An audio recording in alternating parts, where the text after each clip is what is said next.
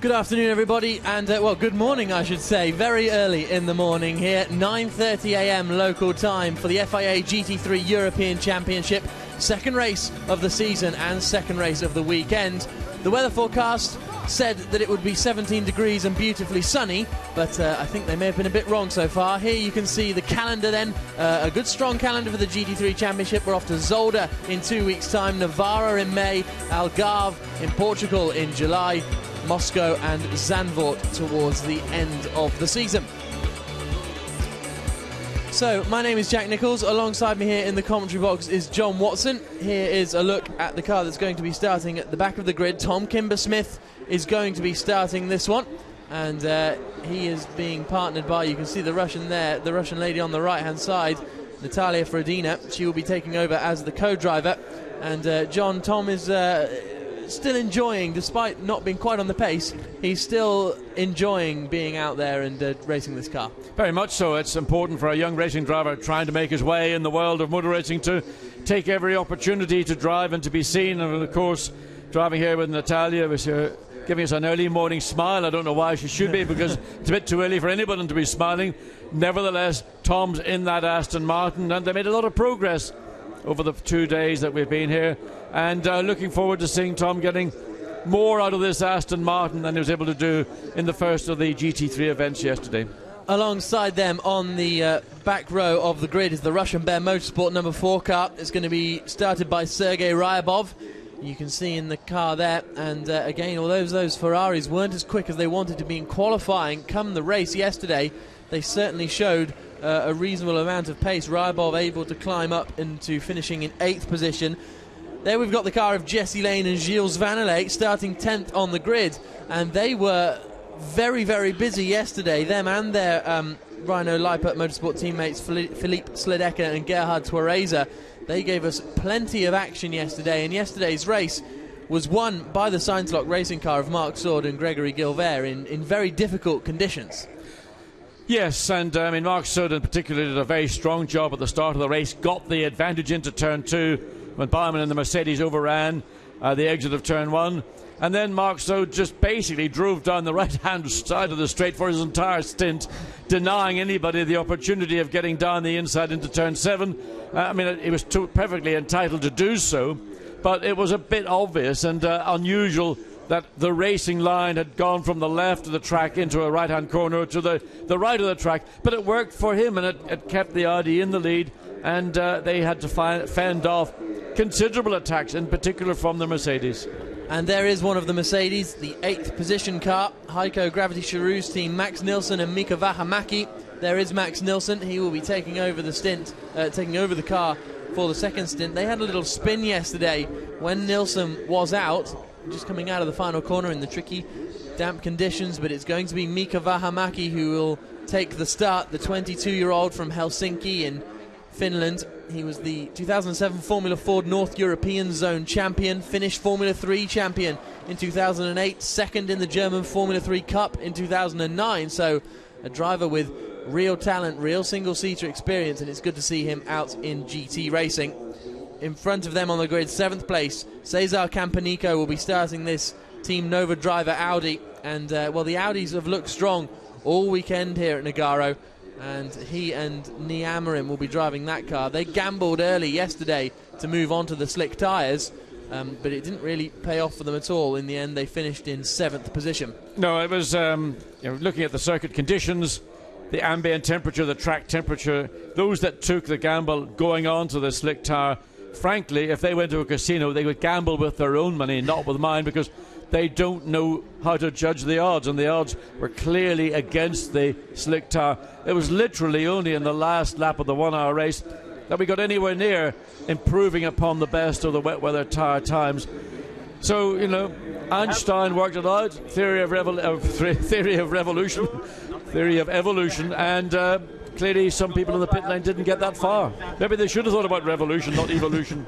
There's Gerhard Twereza sitting in his number 11 Lippert Motorsport Lamborghini. They had an incident-packed race yesterday. Philippe Sledecke, his teammate, had a collision for which he was handed a drive-through penalty when he was out there Theresa, that is, he didn't take it and subsequently got black flagged and disqualified. So they finished second on the road yesterday, but were then subsequently disqualified from the race. Fifth on the grid, the second, but the number one Heiko Gravity Charouz team, Mercedes SLS AMG GT3. Maximilian Buch will be taking over after Dominic Baumann, who you can see there has taken the start. They ended up in third position with yesterday, and Maximilian Buch was a large part of that. Let's hear from him with Haley. Max, you lost out to a podium finish yesterday due to incorrect tyre strategy. Do you think you're prepared today? Yeah, sure. With clear conditions, we should be in the front. Thank you. Well, they're certainly feeling fairly positive, aren't they, Maximilian Buch? Just giving some last-minute advice to Dominic Baumann in front of him. Then we've got an AF Corsa lockout on the second row of the grid. Fourth place, Gaetano Ardagna Perez is going to be starting this car. Of course, these cars are qualified in the positions that these drivers qualified in. So it will be... it's Giuseppe Ciro taking the start of this car. My apologies. Gaetano Ardagna Perez will be taking over from that. And so it's an AF Corsa lockout on that second row. And Giuseppe Ciro will be hoping he can continue a little bit stronger than he ended up yesterday, because they finished down in 10th position. So starting from 4th on the grid, they will hope to be a little bit stronger today. Yeah, it's going to be interesting to see, because we know the pace of the two Ferraris have principally been very strong throughout. In the wet, the Audis did have the advantage. Let's hear from Michael Lyons. Michael, you certainly had a strong finish yesterday. Are you feeling confident about this race? Yeah, this is what we were hoping for yesterday, really. It's nice to see we finally got a chance with the 458 in dry conditions. Really looking forward to it. Just fingers crossed. Watch Stefano's stint and we'll hopefully be in it at the end. Thank you. So Michael Lyons will be taking over from Stefano Guy. Yeah, and just echoing what we were saying a minute ago, that in the dry conditions we expect the Ferrari to be probably the more dominant of the two marks on the front two rows of the grid. In the damp conditions and those that prevailed throughout the GT3 race on Sunday afternoon, the Audi just appeared to have the more compliant chassis, the more maybe just simply better traction control. Of course, traction control they're allowed to use, and the ability to get the power down without necessarily spinning up a wheel. The Ferraris looked nervous and twitchy in those damp conditions, where the Audi looked like it knew what it was there to do. Dino Lunardi, the reigning ADAC GT Masters champion in FIA GT3 for this season with Science-Lock Racing. He's going to start on the front row of the grid, second position, just behind his teammate Gregory Gilvert, who will be starting that red Science-Lock Racing Audi R8. A great race yesterday for Gregory Gilvert and Mark Sword. As John has said earlier, great defensive work from Sword, and then Gilvert just consolidated the lead after an excellent pit stop strategy. And it's going to be interesting up the front, I think, John, because we've got at least 4 or 5 cars, if you include the Mercedes, who are capable of winning this one. Yes, and it's going to come down to, first of all, we've got a dry circuit. You've got to get your race tyres, the slick Pirelli race tyre, up to temperature, and the ambient temperature, you can tell by the fact we've still got this, I mean, it's more of a mist than a fog, but it's been hovering around since 7 o'clock or so this morning, and it's not really showing any indication of lifting, and that will take a lift in the ambient temperature to burn that off, probably come in a couple of hours' time. But it'll be more, I think, about the top speed of the Audis vis-a-vis the Ferraris down the one quick part of this racetrack, down out of exit of turn 6 down to turn 7. And the Audi was quick. The Audi was able to retain its advantage in the race yesterday, partly because Mark Sword in particular chose to drive down the right-hand side of the straight, but principally because the Audi has got good straight-line speed. So we will see whether the Ferrari can match that Audi and in fact can take advantage of the Audi and slip past under braking into turn 7. So everyone is encouraged to evacuate La Piste and make their way to the side of the circuit, which they have all done now, and the green flag lap will get underway, and the safety car is off, the McLaren, and the cars will follow imminently, I would have thought, as a bit of a smoky rear of Tom Kimber-Smith. Yes, it is a bit smoky, but whether that's a problem, it certainly is showing a lot of signs of not wanting to move, whether that's overheating or whether it's something. Anyway, it's cleared up now, just maybe the car was been running for a long time, but whatever it was has cleared up, and the Aston with Tom Kimbersmith on board is making its way around the tail of this field on the formation lap. So we've got 2 Audis on the front row of the grid, 2 Ferraris on the second row, Mercedes and Lamborghini on row 3. And it should be very interesting to see how this race gets underway, because Maximilian Buch took the lead initially yesterday, but ran wide at the very first corner. Of course, this is the first race for the GT cars this weekend that's going to be held in dry conditions, so it was still going into something of the unknown. It is an unknown, and these cars, of course, they didn't have a warm-up this morning as the GT1 cars had. One car I'm going to keep an eye on is that number 11 Rhino Leipart Motorsport Lamborghini Gallardo, driven by Philippe Schladacka and Gerhard Tweiser, who's in the car.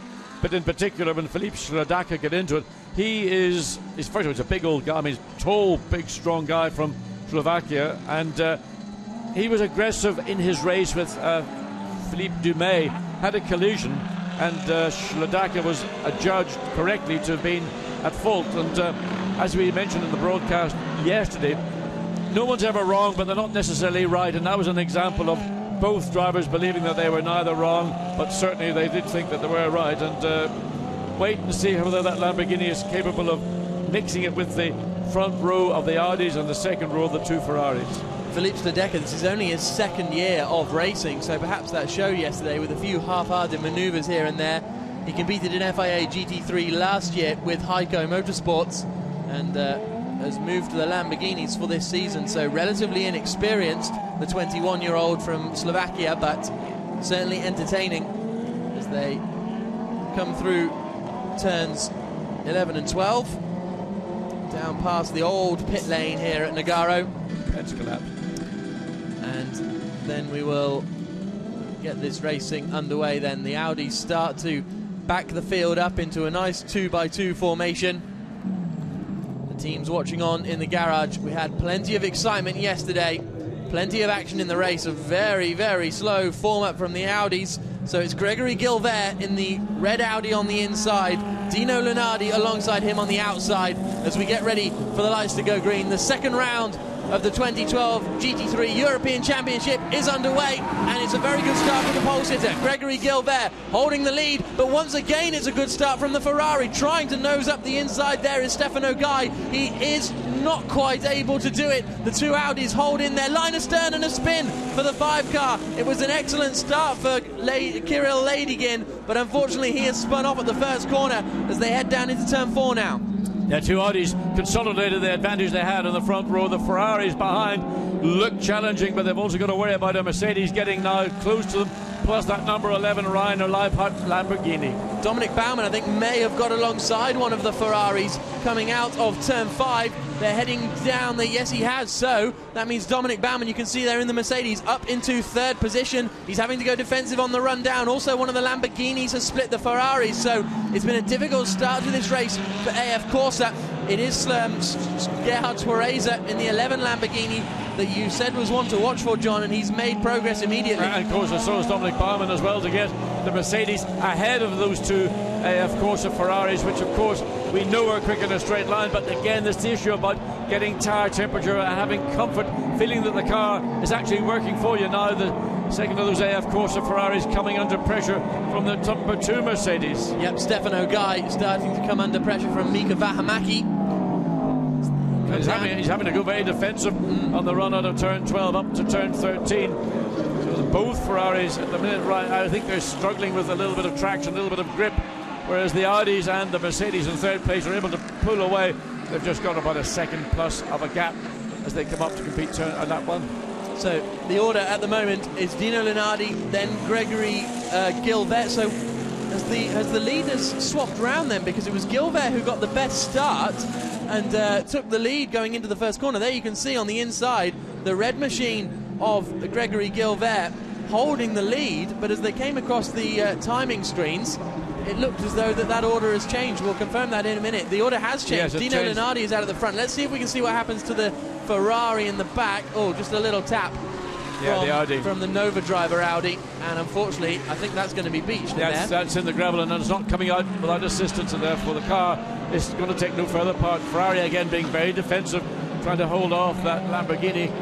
number 11, a car that was in all sorts of wars yesterday. The Ferrari quick into turn 10, but looking like it was right on the ragged edge, and then trying to consolidate through turn 11 in the run down to these final corners. Oh, the Mercedes, we saw it do that yesterday, kicking up on the exit of turn 10 it was, and the run down into turn 11. Yeah, very, very wide moment from Mika Vähämäki. So unseen by, or at least unnoticed by me, Dino Lunardi got in front of Gregory Gilbert somewhere around that first lap, and you can see the two Audis right together as they come across the line to start their third lap of the race. Then there's quite a big gap from third to fourth. Dominic Baumann back to Giuseppe Giro, and all of a sudden Tuoreza, from attacking the Ferrari, now has Mika Vähämäki all over the back of him, and you can see the other Russian Bear Motorsport Ferrari recovering. How he's got that out of the gravel is amazing, because that car looked to be well and truly beaten. As we go back and look at this battle, this is coming out of turn 10. The Mercedes,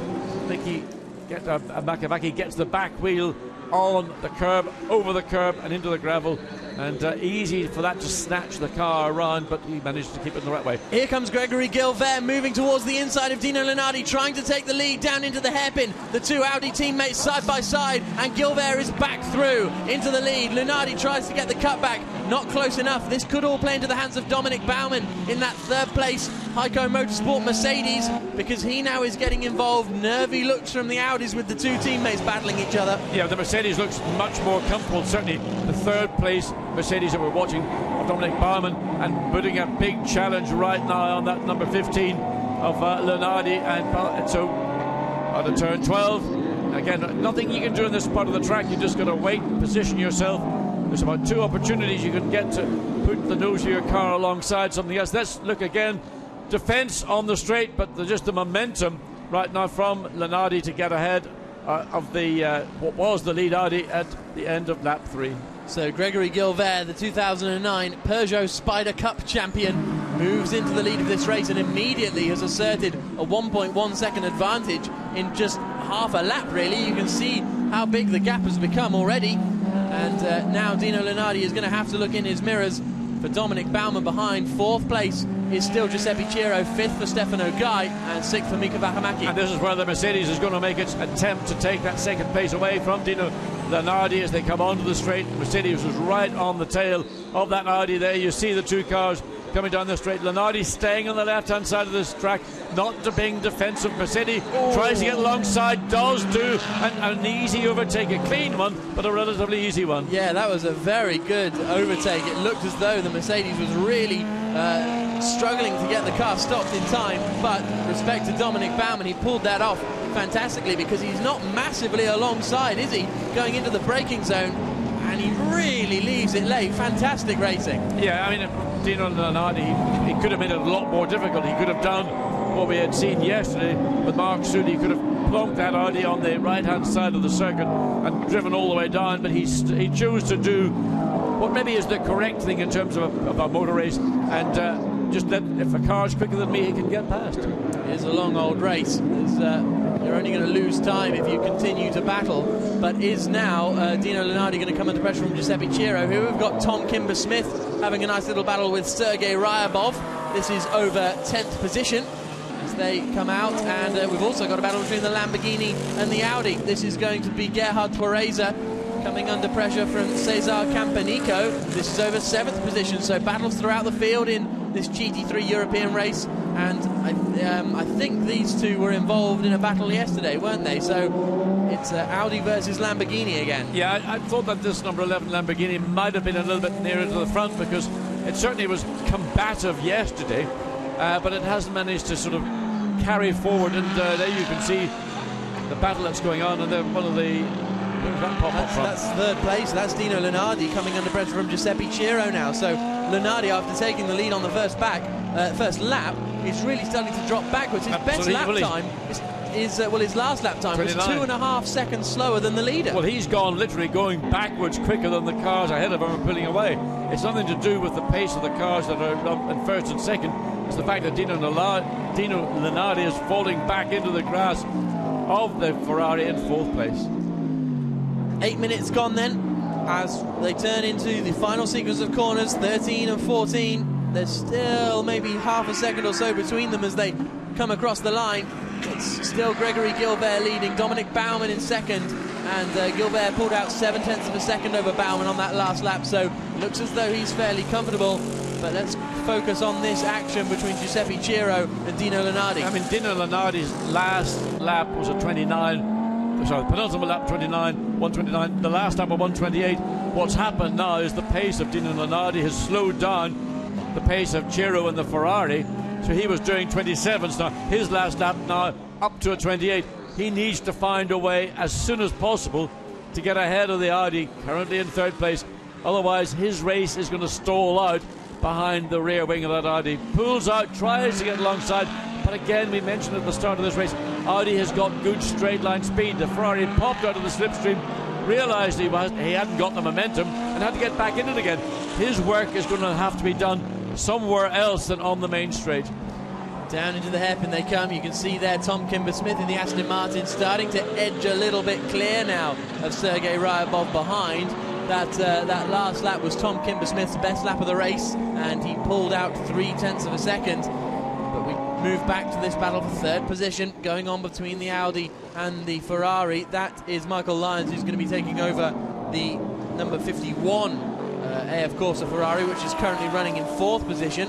And Stefano Guy will see this battle going on in front. You just saw him flash through shot there and hope that he can get up and start to get involved in this battle. Into turn one they come. Then the quick right-hander into turn two. Nice late apex. And at the moment it's going to be difficult. I think Dino Lunardi needs to be forced into a mistake, but a driver of his quality is going to be very difficult to do that. Yeah, I mean, the Audi clearly has got the advantage on the main part of the circuit where it all counts, and that is coming out of turn 5. The Ferrari can't really get much closer to it than that.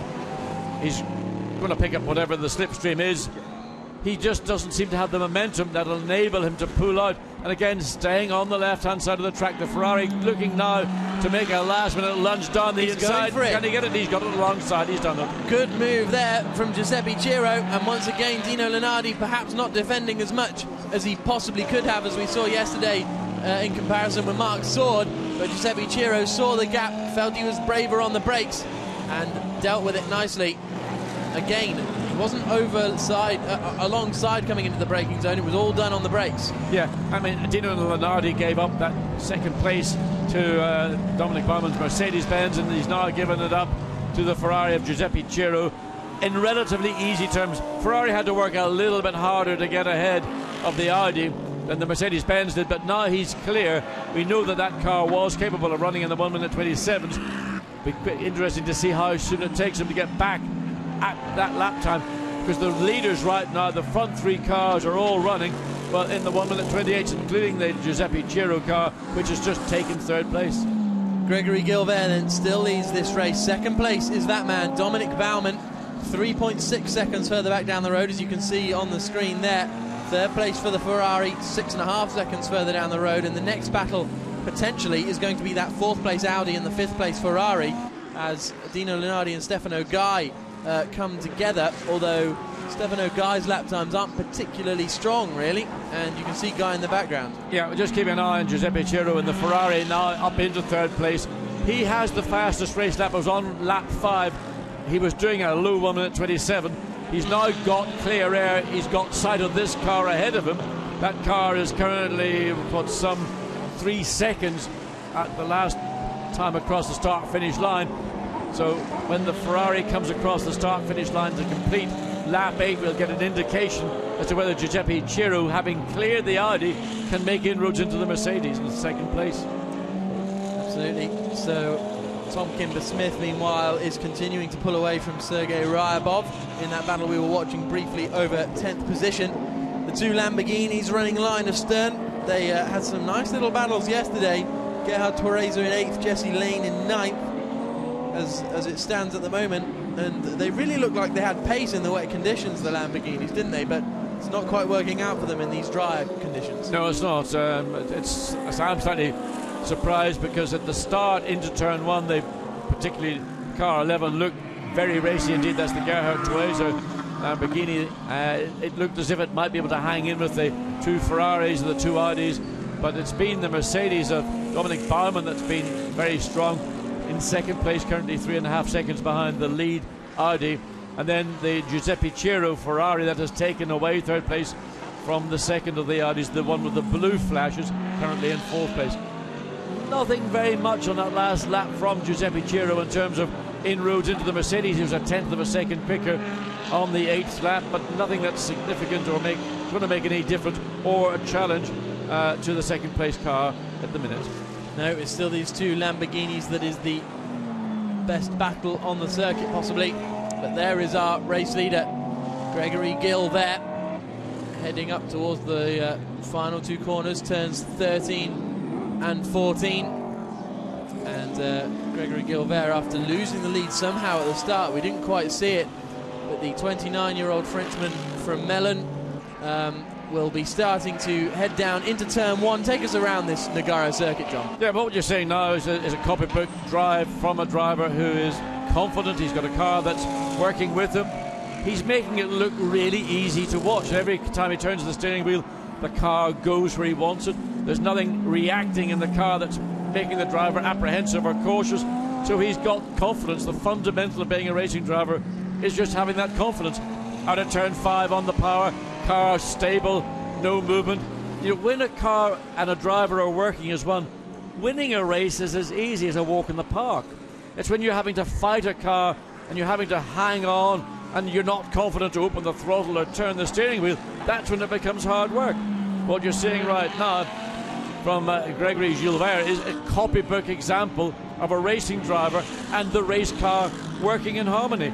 He's picking up all his apexes perfectly, getting not even running to the very exit of the corner, coming out of turns 10, then down the hill into turn 11 and 12. I mean, you watch this and you think, well, what's so difficult about being a race driver? I mean, I can do that in my road car. So what's so special? Well, you find out if you get into a race car that in fact what's happening is Gregory Gilbert is making it look easy because he's got the car under him. It's working. He's got tire temperature, he's got car balance, and he likes the combination of the grip and the balance. Comes across the start-finish line, records a 28.658, almost identical to his previous lap. He did take pole position by some 0.8 of a second yesterday, Gregory Gilbert. So, sorry, not yesterday, Saturday, I should say. And let's hear from Maximilian Buch, shall we? He's down in the pit lane with Haley, his teammate in second place. Max, Dominic certainly got enough to a great start, but can he take the lead?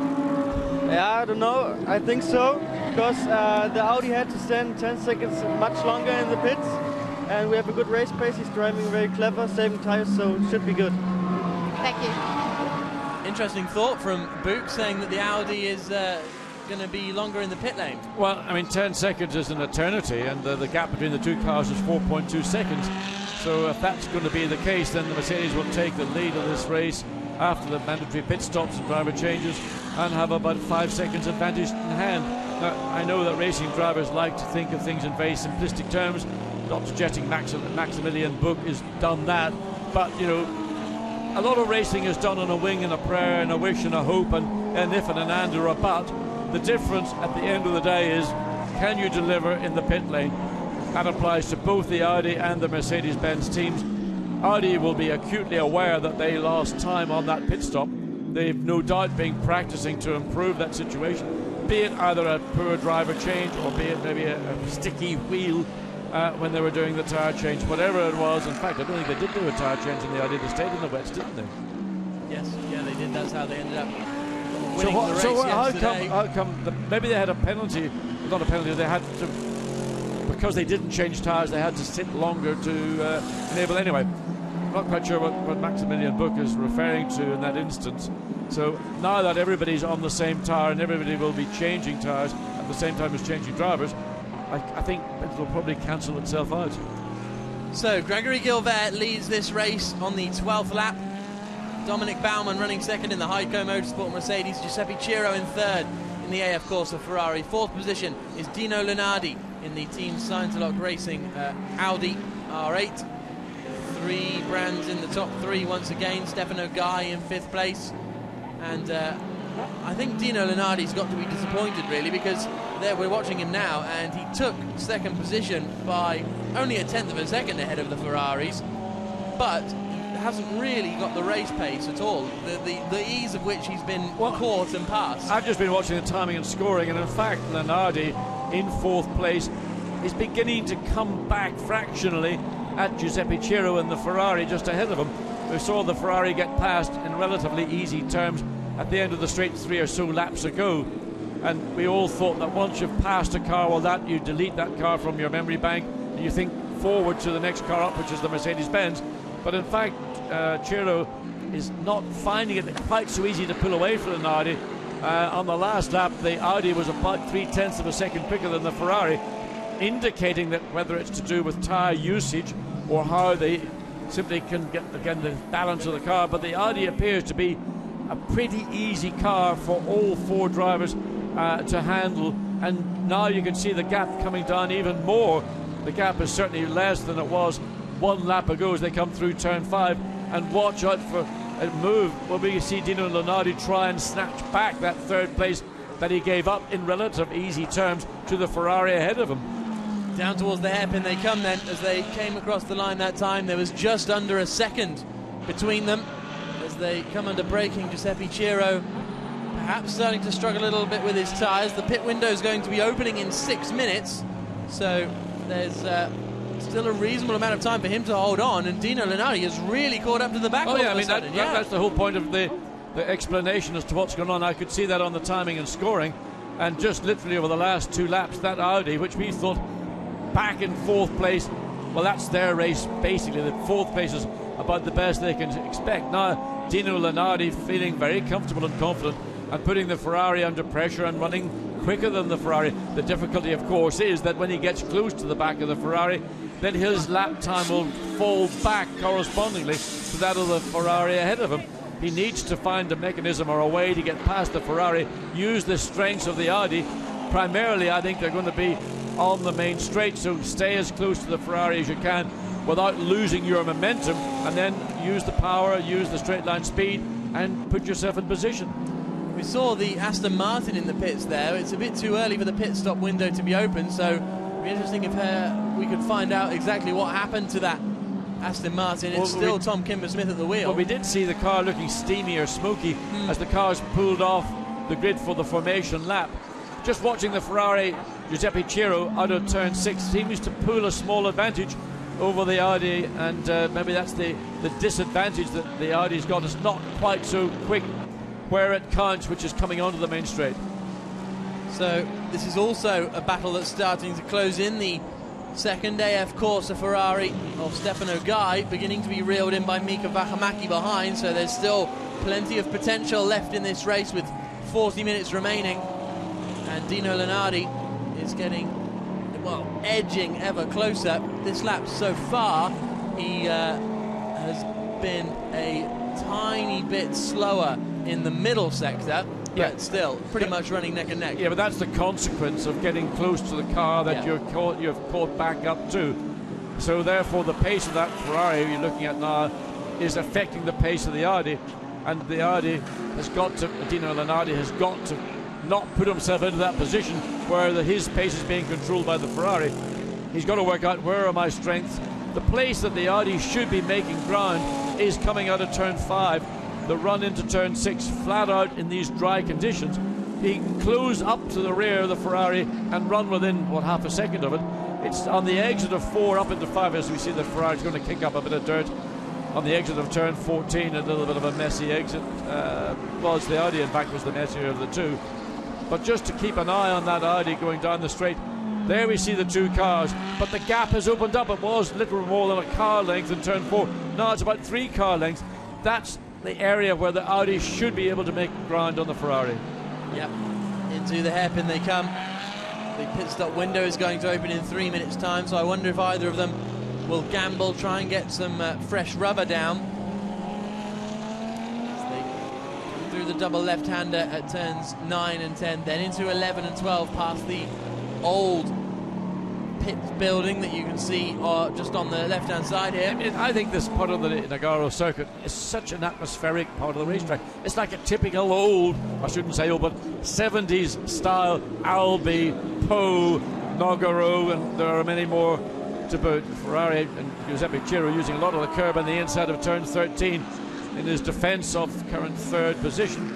Again, the gap slightly opening up as the momentum of the Dino Lunardi Audi in fourth place is being halted. So watch again how the Audi in these lower speed corners is able to run down the Ferrari, gets closer to it, but once again it'll be when they get on to the straight that for some reason Giuseppe Ciro is able to get the Ferrari launched that little bit sooner and then pick up the initial advantage. Here they are going through turn 5, literally a car's length between them. Now the gap just starts to open back up again. On acceleration, the Ferrari seems to have the advantage. I still think the Audi's probably got it overall at top speed, but he's not able to close down enough to put himself alongside and take the place away in turn 7. There's our race leader, Gregory Gilbert, then. He's got a 6.8 second advantage now, almost up to 7 seconds. Will he be bidding this time? It looks like Mark Sword is getting ready, but whether that'll be for this lap or the next lap, we'll have to wait and see. Great drive from Mark Sword yesterday. It was Gregory Gilbert who set the fastest lap time yesterday, but that was primarily because the car was getting lighter and the track getting drier. Will he pit this time, Gregory Gilbert? No, he stays out to do probably one more lap, I'd imagine, and then he'll come in. Here's the battle continuing between the Ferrari and the Audi. Are either of these two going to... Well, the pit stop window's not open yet, is it? It's not. No, there's another minute to go. Minute or so that's probably why Gregory Gilbert didn't pit. But across the line they come. Can they... Oh, a little look up the inside. Not close enough going into the first corner, but just showing his nose. Dino Lunardi has now got himself closer again to the tail of the Ferrari. Nothing he can really do around here. If you try and stick your nose down the inside, we saw that happen yesterday down into turn 4. If you cannot get your car totally alongside the car you're passing, there will be contact and it will be you who will be held responsible. That's what happened yesterday to Philippe Schledaka, and he couldn't believe it, and he's still, I think, walking around shaking his head. But now you can see the Audi has really moved to get himself into position closer to the back of the Ferrari than at any point since this battle took place earlier in the lap. He's starting to close in now as they head down the back straight. He got his nose up the inside into turn 5, but it's not really an overtaking opportunity. Is he going for that on the brakes? He is! Oh, I thought there was going to be a bit of contact there.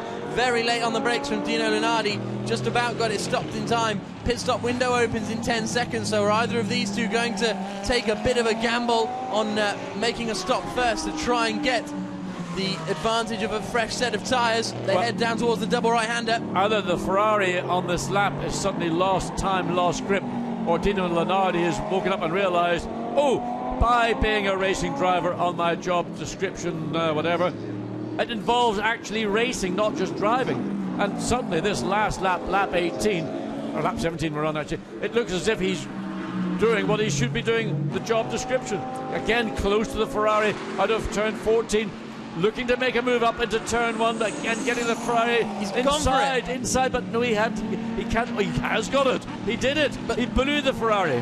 The Ferrari still at the inside for turn 2, but that was a very brave move indeed from Dino Lunardi. It paid off beautifully, and he moves up then into that third position. The AF Corsa team looking a little bit sad as well. They might, because Dino Lunardi with a very brave move into turn 1.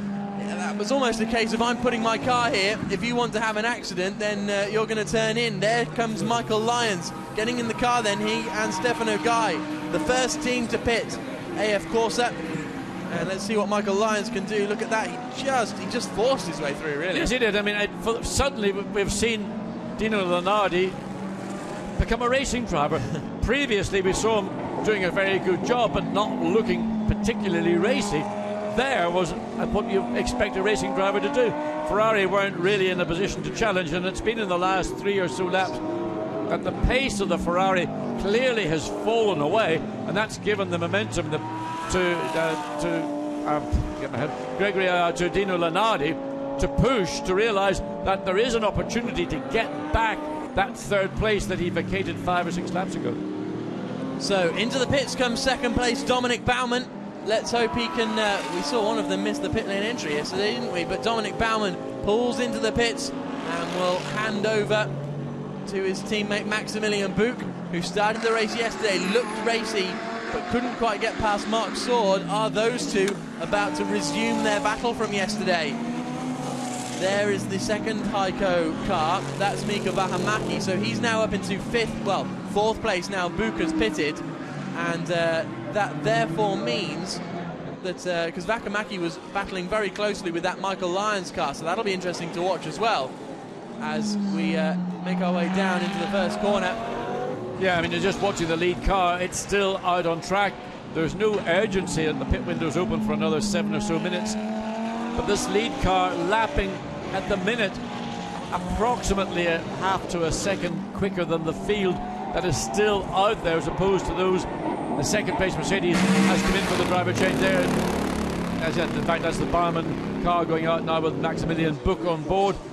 So there's no need for this car to come in. It's still got the pace. It's still running quicker than anybody else out there, and consequently they've got the flexibility of choosing not so much when to come in, but to make sure that when they rejoin, they're rejoining in clear air. And that will be the thought now from the Belgian Audi racing team. Okay, so we're hearing that the number 1 car of Maximilian Buch didn't actually complete a pit stop. He just stopped by the FIA kind of area. So unless it's a mandatory pit stop, but perhaps changing tyres isn't mandatory, and he's decided to stay out on the same set, but they haven't changed driver apparently. So it's very interesting indeed, even though the timing screens have changed over to say Buch in the car now. So we'll have to wait and see what transpires there.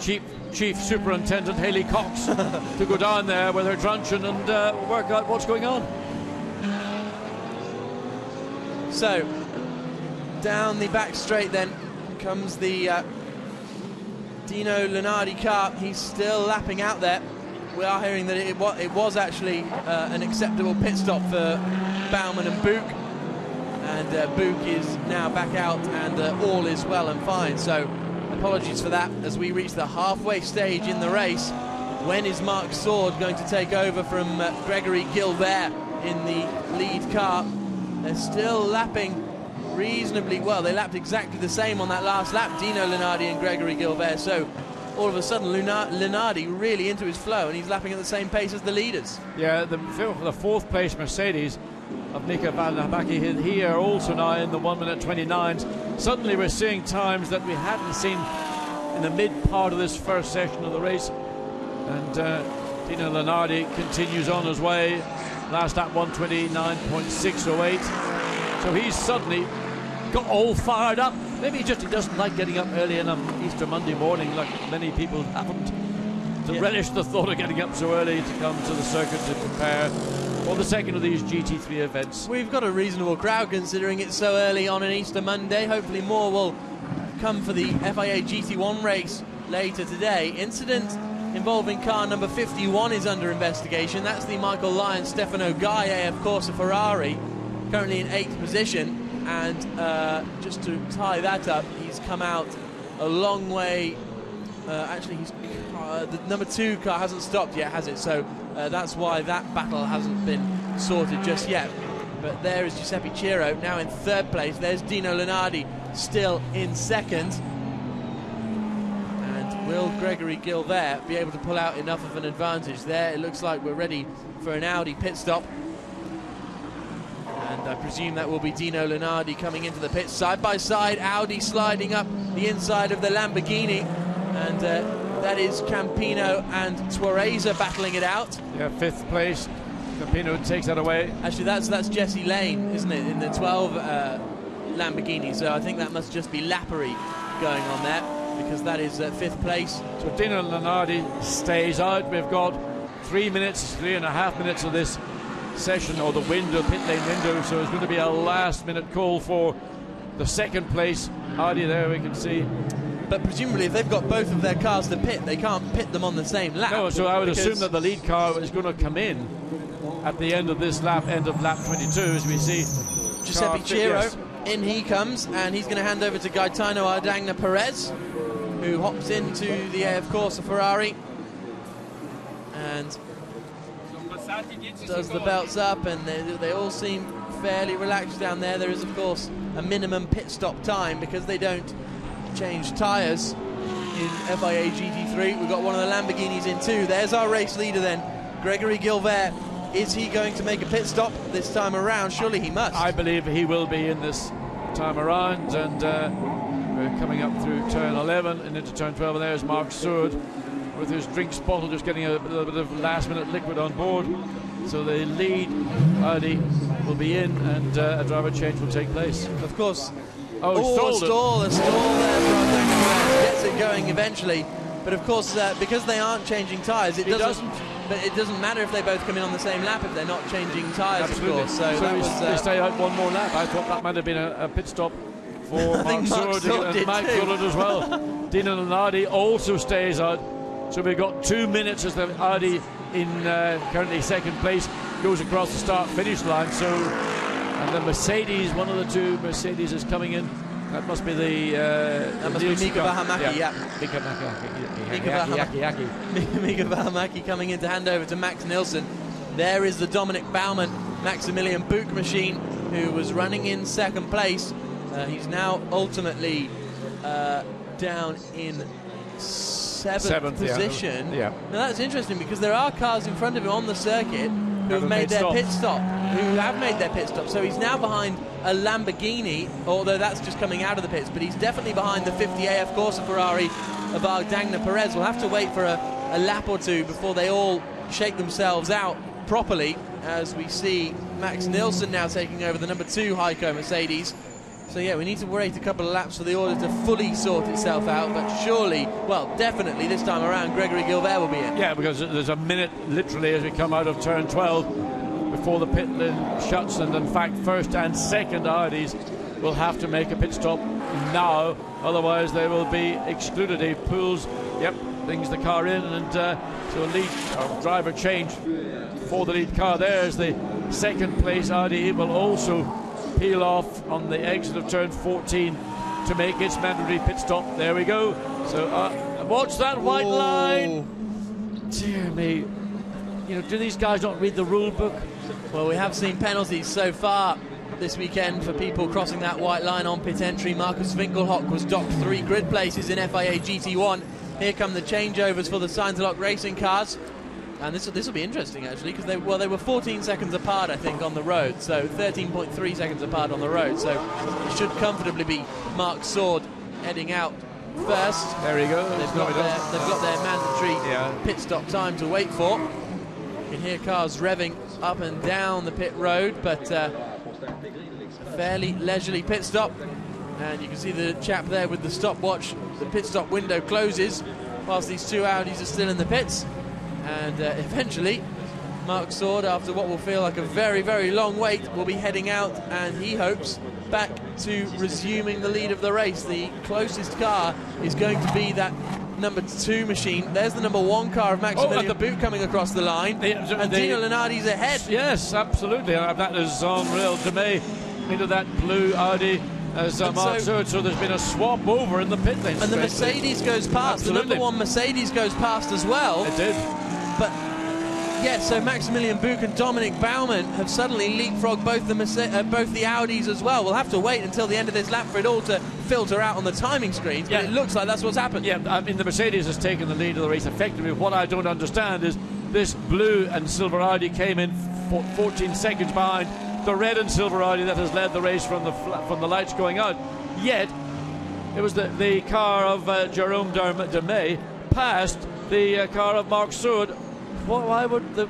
Well, there's the equivalent of the success ballast added to the pit lane times, like there was in British GT a few years ago. So I think if you had a strong result yesterday, which the 16 car did, you have to spend longer in the pit lane. So maybe that must have been what Buch and Baumann were referring to earlier when they said they have to spend longer in the pit. So as a penalty for doing well yesterday, I mean, they must have to spend longer in the pit lane. That is a real... You can see now Mark Stewart right on the back of the car of Jerome Demey, and I think Mark Stewart will find a way around the sister Audi as soon as possible and go on and try and launch an attack on the current lead car of Dominic Bauer. Maximilian Buch, I beg your pardon. Dominic Bauer is handing it over. Buch has taken over, so Mark Sword now right up behind his teammate Jerome Demey. Mark Sword, 65 years old from Lyon, but that isn't to say he hasn't got talent. He was the 1992 French Super Touring Car champion.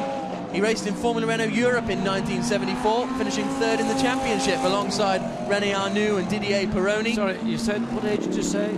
65. He should be a commentator like me. You should be a racer like him. Been there, done that.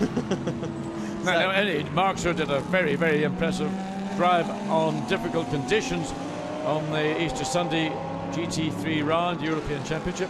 Again, looking now to find a way, can he get past the sister car of Jérôme Demey? That was the car that got involved innocently in a contact with the number 11 Reiner Leibhardt Motorsport Lamborghini, but maybe Jérôme Demey is not going to be as generous and open up a gap to let that sister car go through. Well, they battled hard earlier on, didn't they, when they were duking it out for the lead, these two cars, in the hands of their respective co-drivers.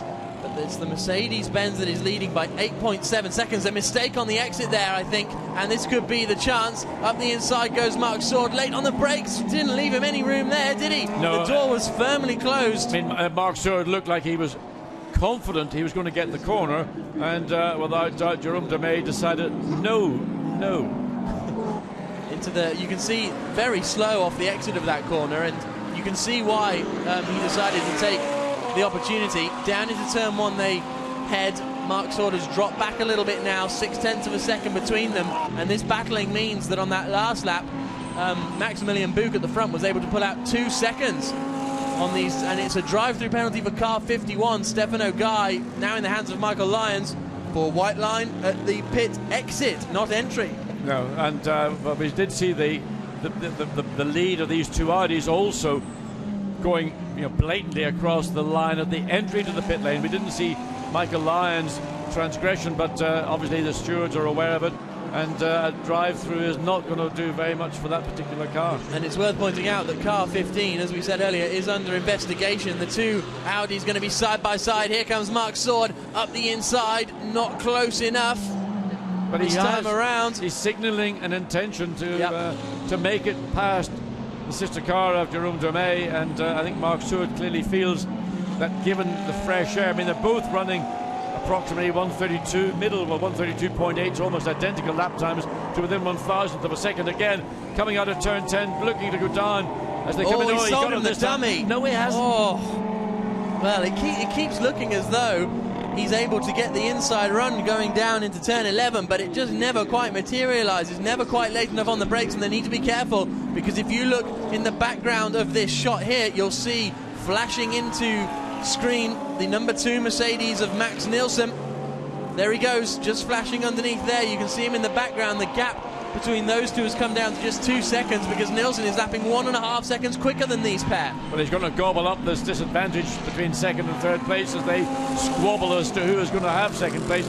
Clearly Marc Suhr in the Audi with the red stripes on it is the quicker of those two cars, but he can't quite get it done, and he needs to get through sooner than later to enable himself to escape Mac Nielsen, who's closing down rapidly, and to try and eat into the 13-second advantage that they have against the, what's that? But drive-through penalty for car 15, Jérôme Demey. We saw them cut the pit lane entry, and they've been given a drive-through. We've got damage. A spin, and a damage as well for the number 5 car. That is Václav Maliv, and Marc Suhr is through. So Marc Suhr made it through. Presumably he was let through because the 15 car knew he was going to have a drive-through penalty, and that's a strange place to have a little off, isn't it? Yeah, yellow flags will be out there. Not a good place for the car to be on the racetrack. Just marshals running to get out of the way, because this will probably see a safety car, I suspect. Well, they're going straight for the, they got the tow, for the live snatch. Yeah, they got the snatch cable.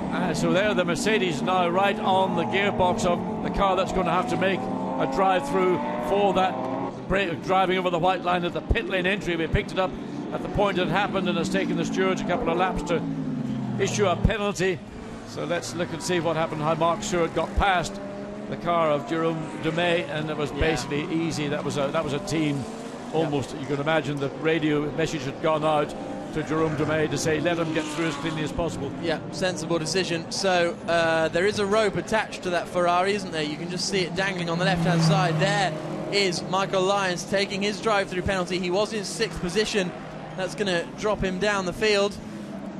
And there you can see very disappointed faces in one half of the Audi garage. The other side will be fairly satisfied because now Marc Sord has got some clear air, but during that battle he lost 7 seconds to the race leader, and that could effectively have ended his chance of winning today. Well, I don't think it has effectively. I think it is gone. I mean, the Mercedes is comfortably in the lead, running in the 129 second. Marc Sord has got to start trying to lap in the 127s with the 17 and a half minutes of this race remaining to do anything to get close to the Mercedes, and then once he gets close to it, there'll be a battle for the lead, and the Mercedes isn't going to sort of open the door and say, after you, sister German car manufacturer Audi. Not like that. Wave yellow flags, and that'll be... Does that mean safety car? I wonder if the safety car is being deployed. I wouldn't have thought so, because they've got it removed. Now, the car went off. I thought I'd seen a front wheel that looked at an odd angle. It is, yeah. Yes, it is the right front. That looks like a suspension failure in the car. So why were those, unless those yellow flags were down just by the incident, it looked as though they were on some kind of control tower somewhere, but at the moment we don't have any safety cars deployed. Here then is a Audi and a Ferrari. So this is these are the two men who have taken their drive-through penalties, and they've come out right together. So this is going to be a battle over 5th position ultimately. I think Demey has taken his drive-through penalty. Michael Lyons up the inside, backs out of that one quite early. It looked like he was far enough alongside. I thought Michael Lyons had the momentum to force the issue. Clearly Michael, from the driver's perspective, was being cautious and didn't want to sort of put himself again into that. He's just had a drive-through penalty for a pit lane exit transgression. He didn't want to put himself into that situation of not being quite far enough up on a car that was involved in an incident like that yesterday. Now coming onto the straight under the rear wing, can he maintain the momentum? He'll certainly have a look down the inside. In fact, he gets out of the slipstream and draws alongside the Audi as they come down the main straight into turn 7, and has taken that position away. But watch the Audi, is it giving it up? Yeah, he had to do it. So Jerome Demey picked up 1 podium in FIA GT3 last year, the 28-year-old, but struggling to find the pace this morning, and he loses out that 5th position then. So we've now got Maximilian Buch leading. What were the lap times like last time? Marc Sord, despite now being in clear air, I don't think is really able to close the gap at all. No, he was half a second off the pace. So this looks like it's this man, Maximilian Buch, in the reigning champions Heiko Motorsport car. Looks like he's got this one fairly much in the bag with 15 minutes to go. Yes, there's not an awful lot we're going to see Marc Sord do. He would have had to suddenly drop lap times by a considerable margin, and you just don't automatically dial in a lap reduction of 2 or so seconds by a switch on the dash in the car. It's the same set of tyres that this car started the race on, so no doubt they are not at the peak of their performance, whereas with the Mercedes, and did we see a Mercedes, did they make a tyre change or not? We certainly saw the driver stop, but any of the Mercedes comfortably lapping half a second a lap quicker in the lead over the 2nd place Audi of Marc Sord. Gaetano Ardagna Perez is comfortably lapping 0.8 of a second quicker than Max Nielsen in front of him. There's Nielsen currently in 3rd place, and you'll see flashing through shot on the exit the AF Corsa Ferrari there of Ardagna Perez. So that could be a battle to watch out for. As I say, 0.9 of a second he took out of him on the last lap. The gap was 1.4 seconds as they crossed the line. It looks like it's come down a little bit on this lap as well, so this could be an interesting scrap over the final podium position in these remaining 14 minutes of this race. Pit board being held out to one of the Audis there, but then also, more importantly, to that car with the yellow wing mirrors, the number 2 Heiko Motorsports car. And Ardagna Perez on that last lap, it was only 0.2 of a second on that previous lap, so he's been given the hurry up, Max Nielsen. Yeah, well, he's been given the hurry up because Mercedes want to have a 1-2, and they're only 3.3 seconds behind 2nd place Marc Sord. The trouble is that the Mercedes and the Audi in 3rd and 2nd places respectively are lapping at approximately the same, and an error from Max Nielsen. He turned into the corner, the back stepped out, and he had to turn away from the corner, so that'll give the Ferrari the sight of maybe it's not quite as comfortable as it looks for Max Nielsen in 3rd place, and maybe Ferrari in 4th place with Ardagna Perez. Could be getting that a little bit closer. well, you're going to need a lot of errors from the Mercedes to put yourself into position to challenge for third place. But the Mercedes has got to be thinking about second. There you can see on screen how much the Ferrari has eaten into that third place Mercedes' advantage.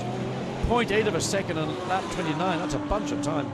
Yeah, definitely. So the gap between them was 1.1 seconds, as I said, as they crossed the line previously. It's looking fairly similar this time. It's all as we've seen today and this weekend. It's one thing catching a car around this Nogaro circuit, it's another thing getting past. But the Ferraris are fairly nippy in the straight line. The Mercedes, one of the heaviest cars in FIA GT3, well, definitely the heaviest car in FIA GT3. So there is a chance for the AF Corsa machine to make a move. Are these two closing in on Marc Sword in front? Yes, they are. They took about half a second out of Marc Sword on that last lap as well, although it looked like Sword had traffic. Yeah, there was the Aston, so he's now cleared the Aston Martin, and it'll be then the problem of the Mercedes behind. The Aston stays wide in turn 4, runs around the perimeter of the corner, allowing the Mercedes and the Ferrari to get through as they come up into turn 5. Yep, good driving there, allowing the Mercedes and the Ferrari to come through from Natalia Frodina. But going down the back straight, the Ferrari is well within half a second. He's closing in. Is he going to have a look into the braking zone? Perez, we know the Ferrari's been strong. Nilsson covers the line and then gently moves back across to take the racing line. But this is definitely battle on for the final podium position now. Through the little kink at turn 8. Oh, tempted to have a little look at the inside, right in the middle of the road, Max Nilsson. Yeah, he was being defensive and fully entitled to do so. He didn't move one side or the other. He just plonked the car where he knew it would be impossible. And that's a physically large car. The Mercedes SLS is a big car. You can see the Ferrari 458 behind, almost like sort of a kiddie car in terms of its dimensions. Nevertheless, with the equivalency formula that all these cars run to, the lap times, which is the key to performance, is what the equalization's about. But of course, in terms of what equalization does, it doesn't mean that everybody does the same top speed. It just means everybody does the same lap speed. Into turn 1 they come. Oh, little look up the inside from Ardagna Perez, I thought there for a moment. Did they close in at all on Marc Sword on that last lap?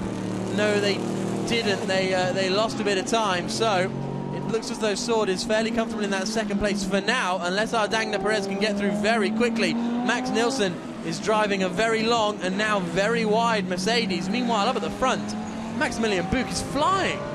Yeah, and he's got 21-second advantage over Marc Sword in second place in the Audi, running 129 high, 1 minute 29s, where those all around are now dropping into the 132s and 33s.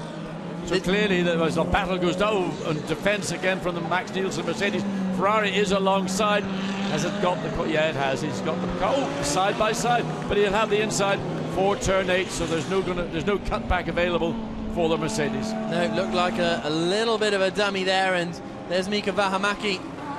Doesn't look too pleased that they've just locked that position. Yeah, he moved to the outside, and I don't think that Max Nilsson was expecting that attack up the inside, but with less than 10 minutes remaining now, Ardagna Perez moves up into that third position. Does Nilsson have any response? I'd be surprised, considering the pace he's shown. You know, you almost imagine that, you know, on a Mercedes-Benz you can buy a thing called vehicle assist. When a car is passing you in the blind spot, the mirror has got a little triangle in it, and it flashes. And I wonder, was that a case of this car actually should have that system fitted to it? Because I'm not certain that the driver's got the level of visibility. You could see the Ferrari went one side, then snatched back very quickly, and I think maybe that Max Nilsson lost view of it. Maximilian Buch is our race leader in the number 1 Heiko Motorsports Mercedes. He is lapping some 2 seconds quicker than the rest of the field, apart from Michael Lyons, who's also on the lead pace. So Lyons is racing very nicely indeed. There you can see second place Audi Marc Sword, third place Ardagna Perez, and it was 0.6 of a second that Ardagna Perez took out of Marc Sword on that last lap, despite making an overtake. So it may not be battle over for second place either, with only 3 seconds separating them, 8 minutes to go. Yeah, no, it is fully achievable. That the Ferrari now has got the momentum, and it's closing down onto Marc Sword in that second place. We thought it was going to be a fairly comfortable second place, because the third place Mercedes didn't seem to be making progress, but now Armagnac Perez has got ahead of the Mercedes and is moving forward almost by the corner. You can see the gap between the Audi and the Ferrari is closing down. It was 3.08 seconds as they came across the line at the end of lap 33. There's the second place Audi out of turn 14. The Ferrari following it. Is that 3.0 or 2 point something? 1.2. Wow, that was an impressive lap from Armagnac Perez. Now he's got some clear air. He is absolutely on it, and he is after that second position. The AF Corsa Ferrari is working so much better in these dry conditions. Armagnac Perez has got it hooked up.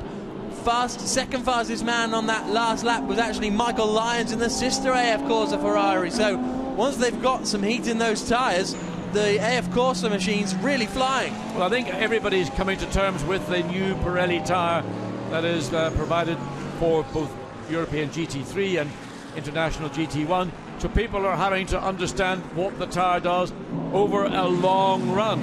So it's job in hand, it's a work in process, really. Into the hairpin they come once more, and Armagnac Perez, what has his sector times been like? Only took 2/10 out of him in sector 1, so not that much of an advantage there. They're coming through the sector 2 timing screens now, but in sector 2 it was a massive 0.8 of a second he took out, and he's going straight at the inside down into turn 12 and 11, and he can't quite make it through. That's respectful driving from Sword. He just about left enough room. Well, he did the right thing. Mark Sword saw the Ferrari on a mission. A Venezuelan driver, you know, Mark Sword's been around a long time, as we have pointed out, so he knows that if a driver's on a mission, that you've got to give him room to, let's say, adjust to maybe an over-enthusiastic attempt to make a pass, and that you can't always just ignore experience. You've got youth on the one hand, looking to come up the inside into turn 2 again, looking very, very racy. Clearly the Ferrari right now has got the pace that the Audi has lost. But don't forget, Mark Sword has 40 years of racing experience to put into play. We saw him do it very effectively yesterday, and I wouldn't be surprised if we're about to see the Mark Sword line down this back straight. Well, the Ferrari again, you see, coming out of turn 5. But you know what's great? The driver of Mark Sword's experience, tweaking the tail of a much younger driver, but now the Ferrari is up alongside the Audi. It was inevitable it was going to happen. Clearly it's got more grip than the Audi has. Audi's got good straight line speed, and Mark Sword's not giving it up. As you see, the Audi's straight line speed brought him back. Fantastic from Mark Sword. It looked as though the Ferrari had that one in the bag. He was well alongside going into the braking zone, but Sword holds on around the outside. I was surprised we didn't see Sword go straight to the defensive. Can you say that the Cavallino, the prancing horse of Italy, was let down by its oats last night? It didn't get fed enough of the oats to enable it to pass the Audi. The Audi ring's definitely holding on at the moment, up to turns 13 and 14, and this is all allowing Max Nielsen to close in as well, and Michael Lyons is in tow, but I think it'll be a tough ask for Michael Lyons to join the party before the end of this race. 4.5 minutes to go. Watch the Ferrari now into turn 1, going to try and get up the inside. Yes, he's got it, and having taken the lead here, it'll be very difficult for Mark Sword to come back. The strength of the Audi, as we've seen over the 2 days, has been principally in straight line performance, but now the Ferrari is through. He will have the advantage through this turn 4, through turn 5, where we saw it was clearly stronger than the Audi. But Mark Sword's not giving up. You know, he knows his best shot will be to come back on the straight. The key will be, can he get off 5 well enough to get into contact with the Ferrari? And as we look at it now, no.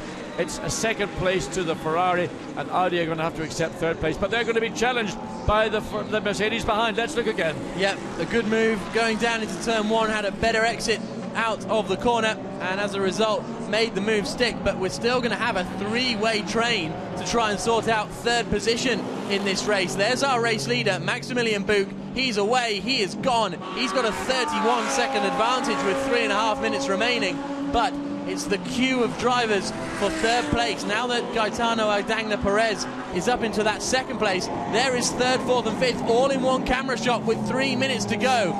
Third position, third position is Mark Sword. Fourth position is that Mercedes of Nielsen. Fifth is Michael Lyons, who is absolutely flying. Yeah, Michael Lyons running in the 129s, quickest of these 3 cars.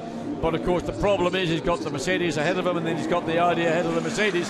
So it's about momentum. Can he find a way to do what we saw Adengo Perez do with Mark Stewart, and that is get the run. Oh, he's got on the grass, on the entry into turn one. Bit of a rookie mistake there from Max Nielsen, and the Ferrari is through. Yeah, I mean, that's just fundamental. You don't do something like that, whether that was simply the pressure or whether it was concentration, but the pressure and the concentration are fundamentally the same thing. So Max Nielsen loses out on that third position. Look at this, he just clips the grass going into the first corner. Yeah, somewhat of a schoolboy error, but that error has cost him dearly, and he's lost the position he was defending and at the same time trying to attack the third place of Mark Stewart. Now it's going to be Michael Lyons, he races in Japan. Michael Lyons is going to put pressure on Mark Stewart, and the pace of that Ferrari, the second of these two red cars, it could be two Ferraris on the podium, and it will be two Ferraris on the podium. He got through down into the hairpin past Mark Stewart. We were watching Gaetano Perez, but now up into third position has gone Michael Lyons. So I can't believe how much pace these Ferraris have found. Now the sun's come out a bit, the fog has lifted, the Ferraris are in dreamland. Yeah, they've just quite simply found grip, and with that grip they've got balance. That's why the car's been so strong in the slower parts of the racetrack where the grip of the car is working. They have struggled behind the Audi in straight line speed, but if you get the momentum off turn 5, then you can use the grip advantage more to offset the power that the Audi, the speed rather than power, that the Audi has down the main straight. So, with 1 minute and 15 seconds remaining, Maximilian Buch is leading by 33 seconds, I think, on what will be his penultimate lap. Second place, we've got the AF Corsa car of Gaetano Adagna Perez. Third place, the AF Corsa car of Michael Lyons. You can see there that Lyons is closing in on Perez as well. I mean, so that could still be a battle over second place. On lap 36, he took 3 seconds out of Adengo Perez. Now, that may have been because of a track situation with traffic, but the two Ferraris are coming together very closely indeed, with 40 seconds of this race remaining there. The lead car exits out of turn 12 with a very healthy 33 seconds. I mean, but this will come up, this will be the final lap he will go on to as he comes across the start-finish line. Exits the pit at the end of lap 39, I think it is. Yes, it is lap 39. And this, in my view, will be the last lap of the race. We wait to have confirmation of that. Well, final lap, there we are. The little chap on the marshal's post held up 1 lap remaining. And is that 1 lap going to be enough for Michael Lyons to complete what would be a magnificently impressive drive, considering, John, he had a drive-through penalty at the start of his stint and he still managed to find his way back up into third, possibly second. I know, just a simple little careless error running over the white line and the pit lane exit. That car certainly could have been guaranteed a second place. Yep. It probably wouldn't have been close enough to challenge the Dominic Baumann car right now. Nevertheless, would have put that Ferrari much closer to the Mercedes-Benz if they hadn't to do that drive-through penalty. But here they come into turns 3, then into the long turn 4, and these two AF Corsa Ferraris are right together. Michael Lyons has very definitely got a shot of nicking second place. Out they come into the left-hander at turn 5. You have to think that Michael Lyons, with his experience of British GT racing, has got to be the stronger of these two cars. Now, whether there's anything, if you can see him flashing on the headlights to say, I've got the momentum, I might be coming through. So be prepared, looking to go one way, do a dummy sail it up the outside, then can he do the cutback? Not really close enough to make it stick. His last chance is going to be into turns 11 and 12, I think. Meanwhile, out of the final corner comes Maximilian Buch. He is going to take the win for Heiko Motorsport. The checker flag falls for him. The teammate Dominic Baumann delighted on the pit wall. How is the AF Corsa battle faring? This is the last chance into this double right-hander. Gaetano Perez knows it, and he is going to very harshly defend, covering the inside line as he's perfectly entitled to do, and I think that's going to give him just enough advantage to hold on to that second place. Michael Lyons doing everything he can to force him into a mistake. Into the final 2 corners they come, and Gaetano Adagna Perez in the car started by Giuseppe Ciro is going to take second place, just about ahead of a storming drive from Michael Lyons. Yeah, super race between the two, of course, of Ferraris. Teammates conscious again, don't take your teammate off. Good defence from Adengo Perez, and well, we saw Michael Lyons a storming drive after having to do that drive-through penalty, and it probably took the best part of 20 seconds, maybe even up to 30 seconds.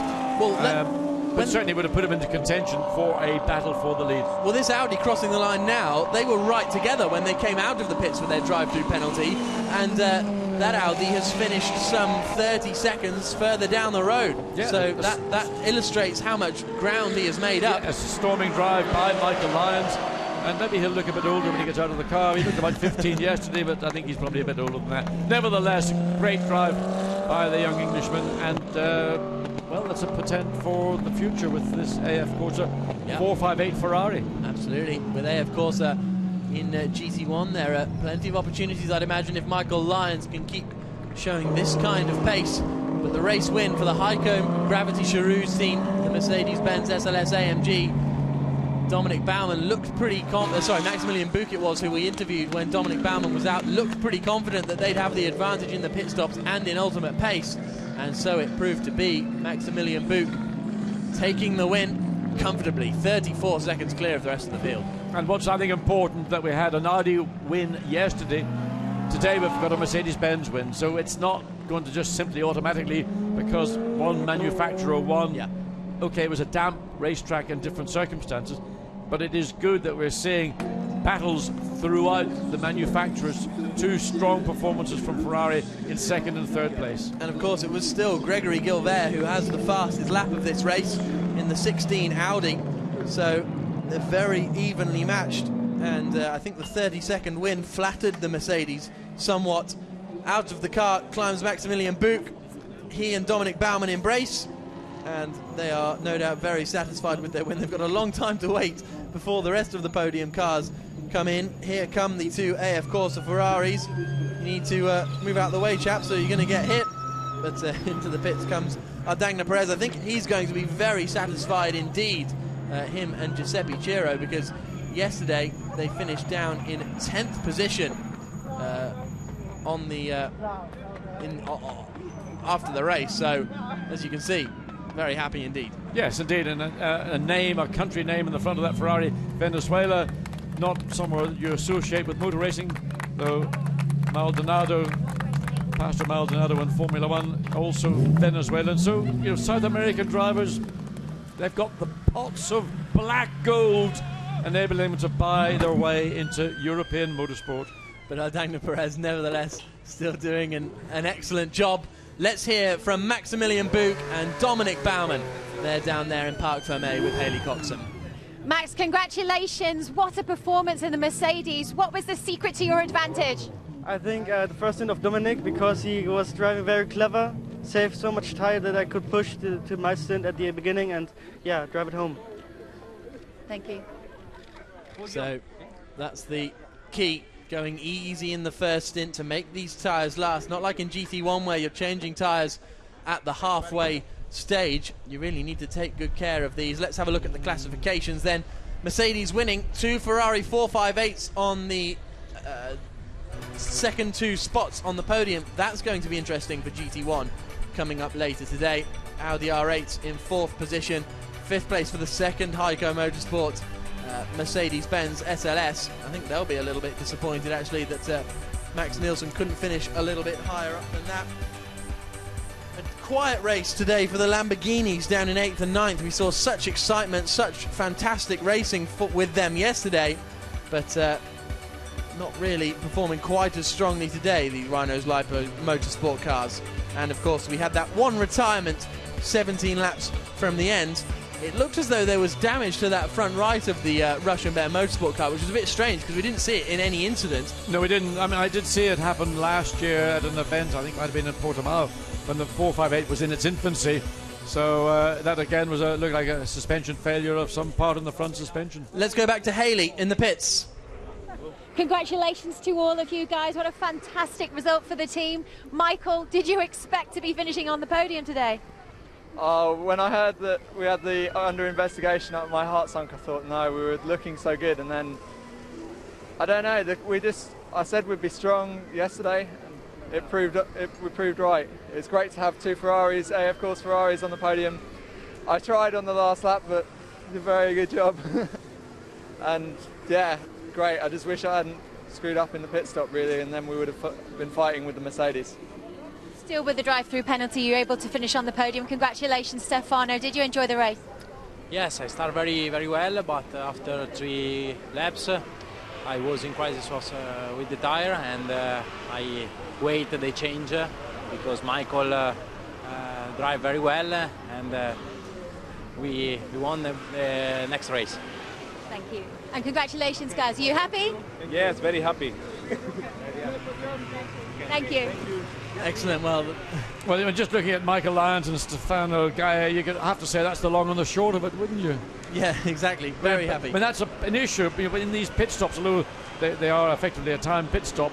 But when you've got a big height differential between your two drivers, you've got to either have a seat insert, or in the case of racing with a Porsche, I mean, even in things like 956s and 962s, Porsche used to fit a seat adjustment so that when you got into the car, if you were a tall driver, you could push the seat back, or a shorter driver bring the seat forward.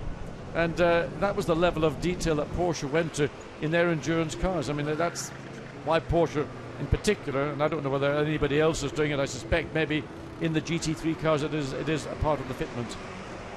There you can see the Lamborghini drivers in there waiting for, and there you can see Haley Coxon ferreting the drivers up towards the podium very shortly. Of course, the Lamborghini's drivers won't be up there on the podium after not finishing as strongly today as they did yesterday. But an entertaining GT3 race, as we say. We've got more FIA GT3 action in 2 weeks' time, coming to you from Zolder in Belgium. And of course, we'll have FIA GT1 there, as well as the championship race this afternoon. You know, I mean, one of the major changes to GT1 and GT3 has been the introduction of the Pirelli tyre. And because, although there was some testing here earlier in the week before the weekend's events got underway, we had the wet race yesterday, wet for both, in fact. So today was almost, as I say, work in process. Teams will have done a lot of learning and understanding of what the Pirelli tyre is all about.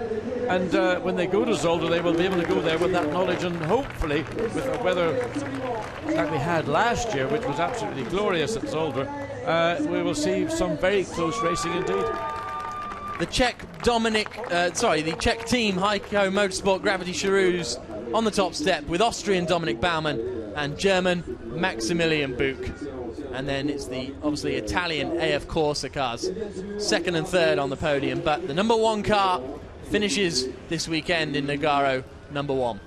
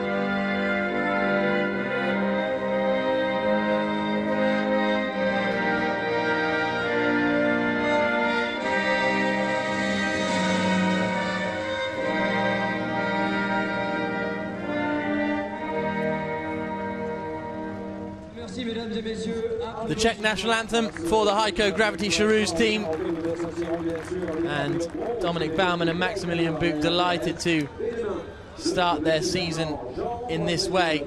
Yesterday was a podium for them as well after the disqualification of the number 11 Lamborghini.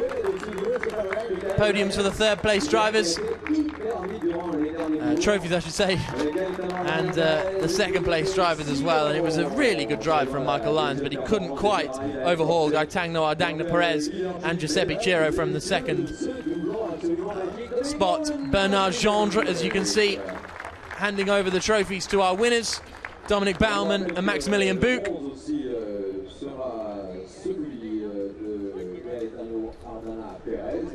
And this is the award for the best bronze-rated driver, which, as you can see, going to Gaetano Ardagna Perez. He doesn't know what it is, but it is the trophy for the best-placed bronze driver. Of course, the driver classifications out in force here in GT3. And they're going to get their special local presents, which we believe is not foie gras, but some kind of liqueur. Maybe we'll see if we can get some of them. Well, maybe it's foie gras in liqueur. We've had it every other way. We haven't had it quite deep fried in chocolate, but I mean, it's certainly proliferation of foie gras here this weekend. So, congratulations to them. Very nice wooden boxes, isn't it? So, it's definitely worth getting a podium finish for some local gifts. And now, the champagne is going to get underway. Baumann and Boop delighted to be on the top step of the podium. And the AF Corsa drivers noticeably delighted too. Doesn't look as though Dominic Baumann's too experienced with cracking open the champagne on the podium, is he? No, the worst thing there we go. Oh, he's nearly got it. Getting it in your eyes when you've been caught in a race car and sweating, and that this champagne is sticky and it stings. And once it's in your eyes, you've got to wait until it naturally clears, just your own eyes, water enough to clear it. So I suspect that's Dominic Baumann and Maximilian Buch. They've just got a good old face full of sparkling. I'm not sure this champagne was sparkling wine. It may be wine from the region, which of course wouldn't be champagne. It's in France you can only call champagne if it comes from the region, and everything else is a sparkling version of champagne. Sparkling Stefano Guy looking like he's ready to get the party started up there on the podium, but Maximilian Buch, Dominic Baumann and the Heiko Motorsports team absolutely over the moon with their win today, and it was a very commanding win for them as well. And the photographers want a photo with them all together. As we say, 2 weeks time you can catch up with the FIA GT3 European Championship once more in Zolder. A few more cars on the grid for that round as well. And of course to look forward to a nice packet of frite and mayonnaise. Yes, exactly. Maybe that's what we'll have for lunch every day in Zolder. Actually, that would suit me.